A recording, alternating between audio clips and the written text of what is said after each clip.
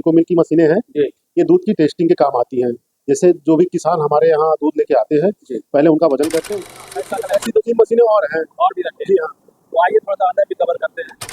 कुछ किसानों को गाय का रसगुल्ला बनाने के लिए गाय का शुद्ध दूध चाहिए होता है, तो उसमें लगभग आप देख रहे हैं अपना चैनल प्रगतिशील पशुपालक।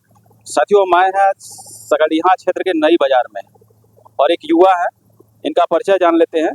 इन्होंने काफ़ी शानदार काम कर रखा है अपने क्षेत्र में, जैसे कि अपना तो खुद का व्यवसाय शुरू किया है, साथ में बहुत से लोगों को इन्होंने रोजगार देने का भी काम किया है। बहुत से लोग इनके यहाँ काम करते हैं। वैसे लोग जो बाहर जाके नौकरी करते हैं, दिल्ली, बम्बई, गुजरात, दूर दूर तक जाते हैं, उतना ही सैलरी यहाँ पे भी देते हैं अपने यहाँ वर्करों को रख के। क्या क्या काम है इनका जान लेते हैं।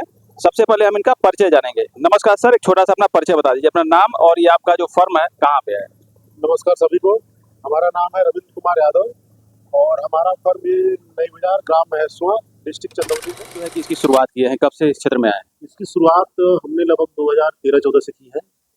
पहले तो हम नौकरी करते थे दूध की फैक्ट्रियों में, जो भी थी वहाँ काम किए, धीरे धीरे वहाँ काम समझे सीखे। उसके बाद फिर हमने करीब 2013-14 में अपना काम शुरू किया, छोटे स्तर पे धीरे धीरे फिर काम उसी हिसाब से फिर सीखते गए, काम आगे बढ़ता चला गया। जैसे आपने ये यहाँ कौन कौन सा प्रोडक्ट आपके फर्म पे बनता है।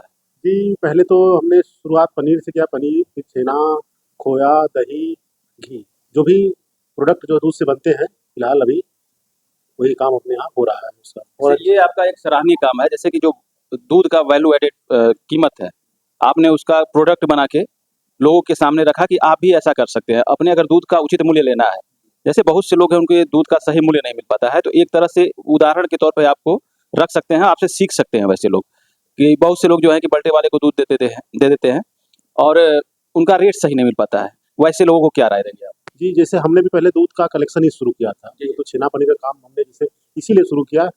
हम दूध का कलेक्शन करते थे, दूध का सही रेट नहीं मिल पाता था, कभी गर्मियों में मिल जाता था तो कभी फिर डेयरियों का रेट गिर जाता था, तो हम लोग को नुकसान होता था, काम आगे कर पाने में दिक्कत होती थी। धीरे धीरे लोगों को हमने मार्केट को समझा, लोगों से मिला कि कैसे इसको सही किया जा सकता है, तो फिर वही हमने छेना पनीर दूध प्रोडक्ट का काम धीरे धीरे शुरू किया, तो जाके फिर हम लोगों को अच्छा रेट भी किसानों को दे सके और अपने लिए भी कुछ अच्छा कर सके। ये भी आपका एक सराहनीय कदम है कि जैसे आसपास के जितने भी किसान हैं, जितने भी पशुपालक हैं, आपसे जुड़े हुए हैं, उनके दूध का एक उचित मूल्य दे रहे हैं आप।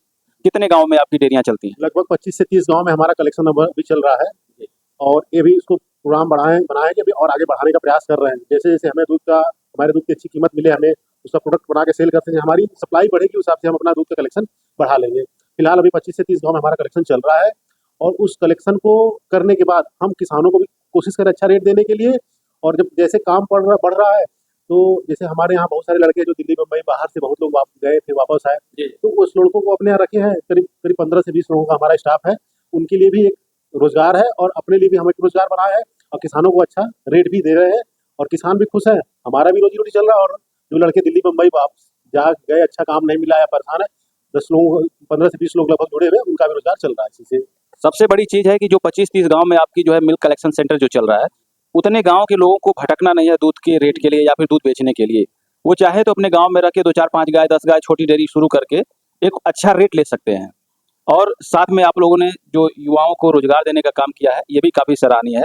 कौन कौन से प्रोडक्ट सर बनाते हैं आप अपने फर्म पे। अभी फिलहाल सर छेना है, खोया है, पनीर है और दही है और घी। अभी मेन हमारा ये प्रोडक्ट तैयार हो रहा है। आगे भविष्य में अगर काम और अच्छा हो बढ़ेगा तो फिर और चीज़ें जो बन सकती हैं, कोशिश किया जाएगा। अब जैसा कि आपने जिन जिन प्रोडक्टों का नाम लिया, डेली यूजेज में लोग घर पे भी यूज करते हैं, तो क्या लोकल लोग आके ले जाते हैं या फिर कहीं आपकी सप्लाई देते हैं। जी, प्रोडक्ट जो तैयार कर रहे हैं हम, वो हमारी जैसे मिठाई की दुकानें हैं, जिसको छेना चाहिए, घी चाहिए, मिठाई की दुकानों को खोआ और छेना, और जैसे ये तो छेना और आपका खोया मिठाई की दुकानों में अपना जो छेना सप्लाई हो जाती है वहाँ। और पनीर की सप्लाई जैसे हमारे लोकल शादी ब्याह है या फिर जिसको डेली खाने वाले हैं वो लेके जाते हैं। उसके बाद पनीर की सप्लाई हमारी बनारस में होटल है नरीसा कैंटोनमेंट में, रेडिसन है, रमाडा है, क्लार्क है, जेएचबी मॉल है, डबल टी, कुछ और अच्छे बड़े होटल जो है, वहाँ अच्छा प्रोडक्ट तैयार करके अच्छी क्वालिटी का हमारा पनीर वहाँ सप्लाई जाता है। करीब 4 से 5 सालों से लगातार हम वहाँ सप्लाई कर रहे हैं और क्वालिटी के दम पे ही शायद वहाँ हमारी सप्लाई। दोस्तों, सर ने जिन जिन होटलों का 5 स्टार होटलों का नाम लिया है, वो बिना क्वालिटी के वहाँ कोई टिक नहीं सकता। अगर इनके प्रोडक्ट में क्वालिटी नहीं होती तो बनारस के आसपास में बहुत से ऐसे लोग हैं जो कि खोआ, छेना, पनीर आदि बनाते हैं, लेकिन वहाँ ये ले जाके दे रहे हैं। इसका मतलब कहीं ना कहीं बंदे में दम है और इनके प्रोडक्ट में दम है। अगर क्वालिटी सही है तभी वहाँ जाके लोग ले रहे हैं। और सर घी की क्या स्थिति है? घी घी सर हम अपने यहाँ अपना खुद का क्रीम दूध से सेपरेट करते हैं जी। और उसके बाद उसको हम अपने यहाँ बना के देसी तरीके से जो भी है उस हिसाब से घी तैयार करके ही लोगों को देते हैं। ऐसा नहीं है कि घी हम मतलब कम ही रहता है अपने सप्लाई भर जो भी हमारे कस्टमर हैं, क्योंकि छेना पनीर के साथ घी तैयार करना पड़ता है, तो जितनी हमारी क्षमता है उस हिसाब से घी तैयार अच्छा ही करते हैं, कम रहता है अच्छा घी तैयार करके सप्लाई करते हैं हम। क्या रेट में सर अभी जो है कि जैसे कि लोग वीडियो को देख रहे हैं और घी एक ऐसा प्रोडक्ट है जो कि हर घर में ज़रूरत है, हर लोगों को जो है एक बेसिक नीड के तौर पे उनकी आवश्यकताओं की पूर्ति कर सकता है। तो क्या रेट में अभी उपलब्ध हो जाएगा आप ये? घी का रेट तो अभी इससे पहले हम लोग 700 बेच रहे थे, लेकिन अभी दूध का रेट बढ़ जाने की वजह से 750 रुपये किलो, वो किलो के हिसाब से किलो के हिसाब से कोई 700 भी दे देता है जैसा है, मतलब यही हिसाब से 750 रुपये किलो। जो कंपनियों के प्रोडक्ट होते हैं वो लीटर के हिसाब से होते हैं। आप लोग भी दोस्तों साथियों जितने भी दर्शक देख रहे हैं, जो भी कंपनी का डब्बा होता है आप लोग देखेंगे लीटर होता है, लेकिन इनका जो है वो किलो के हिसाब से है, यानी किलो में ज़्यादा घी आएगा लीटर के अपेक्षा। और रेट इन्होंने 700 से 750 रुपये केजी बताया है, न कि लीटर बताया है। क्वालिटी कैसी रहती है? क्वालिटी सर आपको अच्छी मिलेगी, एक नंबर की। जो चीज़ हम अपने घर में यूज कर सकते हैं, खुद खा सकते हैं, वही लोगों को हम खिलाते हैं। थोड़ा सा चलेंगे हम जो इक्विपमेंट आपने लगा रखा है थोड़ा सा उसके बारे में जानेंगे। जैसे ये क्या है, इसके बारे में बताएं। फिर ये इको एनालाइजर है, इको मिल्क की मशीनें हैं, जी। ये दूध की टेस्टिंग के काम आती हैं। जैसे जो भी किसान हमारे यहाँ दूध लेके आते हैं, जी। पहले उनका वजन करते हैं, उसके बाद इसकी टेस्टिंग करते हैं कि कितना फैट सिदार है, उस हिसाब से उनको पेमेंट किया जाता है। मतलब फैट और एसएनएफ के हिसाब से उस हिसाब से उनका पेमेंट किया जाता है, डेयरी का ये सिस्टम है। और क्वांटिटी चेक करने के बाद इसमें से उनको रेट तय हो जाता है, उससे उनको पेमेंट कर दिया जाता है। मतलब देखा जाए तो उनके 1 ग्राम का भी पैसा ये मशीन बता देगी, 1 ग्राम की भी चोरी कोई नहीं कर सकता है। अगर दूध 5 लीटर 725 ग्राम है, तो 5 लीटर 725 ग्राम का ये पैसा पे करेंगे। और ये क्या है सर? ये BMC machine, BMC bulk milk cooler है। ये दूध को स्टोरेज करने और उसकी गुणवत्ता को बनाए रखने के लिए इसमें रखा जाता है। कितना दूध इसमें सर आप? इसमें लगभग 2200 लीटर दूध आ सकता है एक मशीन में। 2200 लीटर।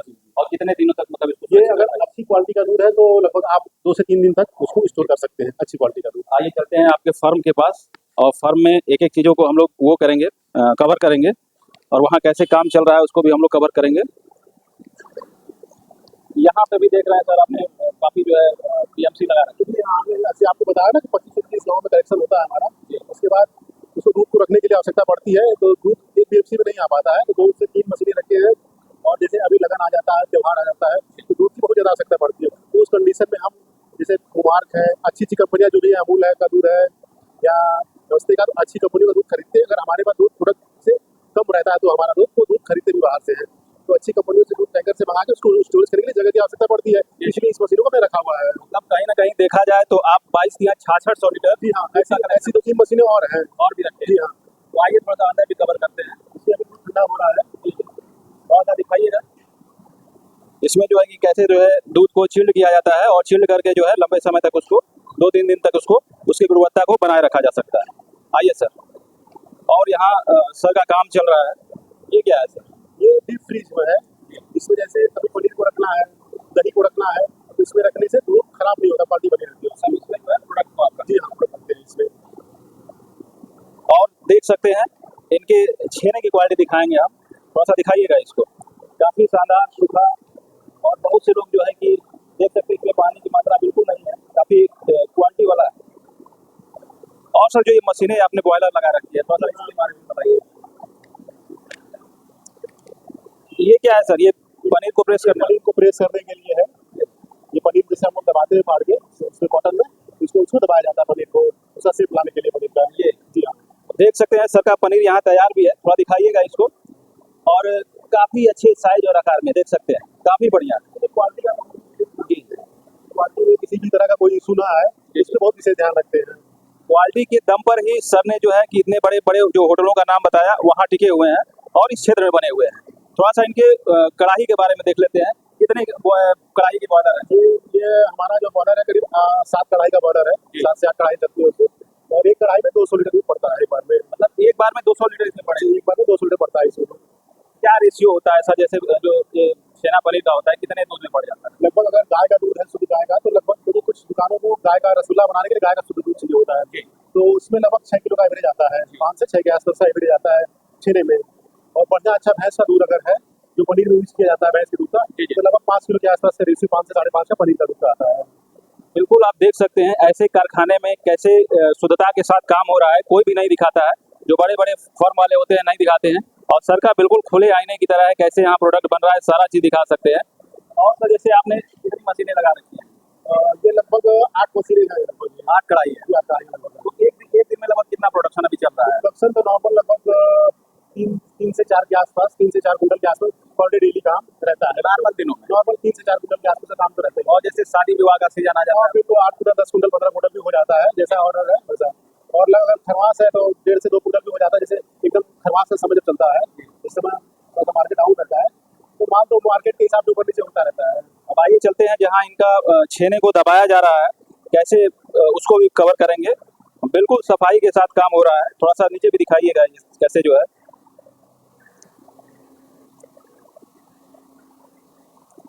यहाँ जैसे कि इन्होंने ये लगा के इसको नाप रहे थे, क्या कर रहे जी, ये दूध का टेम्परेचर जो है देख रहे हैं हम लोग। दूध का जो टेम्परेचर है वो माना खाइएगा भैया, विकास, और आपको दिखाइएगा कैसे टेम्परेचर नापते हैं। जैसे हम लोग का जो दूध का जो वो है, मतलब इसके दूध का जो दूध को गर्म करने के बाद फिर फाड़ते हैं हम लोग, जी जी, तो उसको एक मानक के हिसाब से गर्म करते हैं और मानक के हिसाब से टेम्परेचर देख के उसको फाड़ा जाता है। कितने टेम्परेचर पर मतलब? लगभग इसको 90 से 100, 90 से 95 के आसपास। कहाँ दिखा रहा है?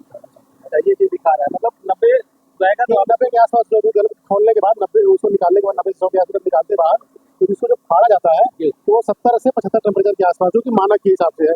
इसमें आपका छेने का जो रसगुल्ला होता है वो अच्छा बनता है, मिठाई अच्छी बनती है। और ये इसको छेने का पानी निकाला जा रहा है, जैसे छेना को मारने के बाद नॉर्मल टेम्परेचर होने के बाद उसका जो पानी होता है उसको निकाला जाता है, सुखाया जाता है, उसको फिर मिठाई के लिए तैयार किया जाता है। जैसे बहुत से लोगों का मैंने देखा है कि मतलब पूरी तरह से पानी नहीं निकालते हैं, और आपके यहाँ देख रहे हैं काफी जो है उसको प्रेस किया जा रहा है। नहीं सर, वो तो हम पूरा पानी को अच्छे से निकाल के ही देते हैं, क्योंकि अगर हम छेने में पानी देंगे तो किसी के साथ गलती करेंगे, और सूखा छेना रहेगा तो उसका माल अच्छा बनेगा, तभी तो हमको ऑर्डर देगा वो। इसीलिए तो सर हमारा 3 से 4 कुंटल पर डे इतना ऑर्डर रहता है, इसी क्वालिटी के दम पे अच्छा सामान दे रहे हैं। अब सर जैसे इन्वेस्टमेंट की बात कर सकते हैं, आपका तो कारखाना बड़ा है, आपने बड़े पैमाने पे इसको शुरू किया है, अगर कोई छोटा अपना काम शुरू करना चाहता है तो कैसे शुरू करेगा? ये अब तो काम अपने ऊपर है कि आप कितना बजट लगा सकते हैं। शुरुआत तो हमने भी आपको बताया कि बहुत मतलब एक सिर्फ कलेक्शन सेंटर से किया था, और फिर धीरे धीरे लोगों का साथ मिलता गया, काम बढ़ता गया, अच्छा काम करते गए, लोगों का सहयोग मिलता गया तो काम बढ़ता चला गया। तो सबसे पहले हमने 2 बोरा में कढ़ाई लगाए थे, छोटा बोरा लगाया था, तो शुरुआत हमने किया, फिर काम माल सप्लाई अच्छा किया, लोगों को माल हमारा पसंद आया, पनीर पसंद आया, छेना पसंद आया, घी पसंद आया, रिक्वायरमेंट हमारी बढ़ती गई। उसके बाद हमें दिक्कत हुई तो फिर हमने उसके बाद हाथ बढ़ाई का फिर नया बोरा लगाया। अगर व्यक्ति क्वालिटी से समझौता ना करे तो कहीं ना कहीं से खिंचाव उनकी तरफ आएगा, थोड़ा सा मार्जिन का उम्मीद कम रखे कि हम सोचे कि हम 100 रुपए किलो पर दवाएं, ज्यादा मार्जिन रखे तो आपको क्वालिटी से कहीं नहीं सौदा करना पड़ेगा। तो हमने क्वालिटी से सौदा नहीं, क्वांटिटी हमारी बढ़ी तो धीरे धीरे प्रॉफिट भी बढ़ता चला गया। मतलब मार्जिन का आपने ध्यान नहीं दिया, कम मार्जिन पे अच्छी गुणवत्ता वाले प्रोडक्ट को आपने लोगों के सामने रखा, वो यही वजह है कि आप जो है कि आज सफल हो गए और काम बढ़ता गया। तो अगर हम कहीं 10 रुपए के चक्कर में अगर 1 रुपए का अपना मार्जिन रखा हमने तो काम हमारा बड़ा, तो 10 रुपए मार्जिन हो गई अपने आप, और लोगों का साथ मिला, अच्छा काम होता चला गया। वैसे युवाओं को क्या कहेंगे सर जो आसपास में भटक रहे हैं अभी नौकरी के तलाश में, रोजगार के तलाश में? जी, ये तो समस्या थोड़ी सी है, और ये परिस्थिति ऐसी है, समय ऐसा है, कंपटीशन का दौर है, तो दिक्कतें तो सभी को, जो पुराने व्यापारी है कंपटीशन का दौर उनके लिए भी है, और जो नए हैं उनके लिए भी है।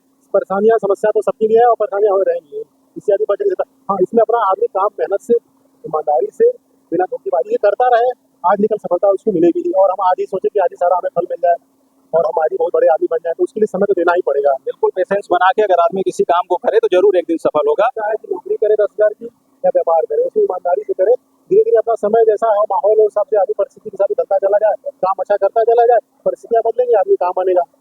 संयम रखिए। बहुत बहुत धन्यवाद सर, आपने इतना कीमती समय हमारे दर्शकों के लिए दिया, इसके लिए आपका बहुत बहुत धन्यवाद। सभी को देखने और सभी को धन्यवाद, और सबका सहयोग बना, आशीर्वाद बना रहे, हमारा भी काम अच्छा बना रहे, और आपसे यही दुआ है।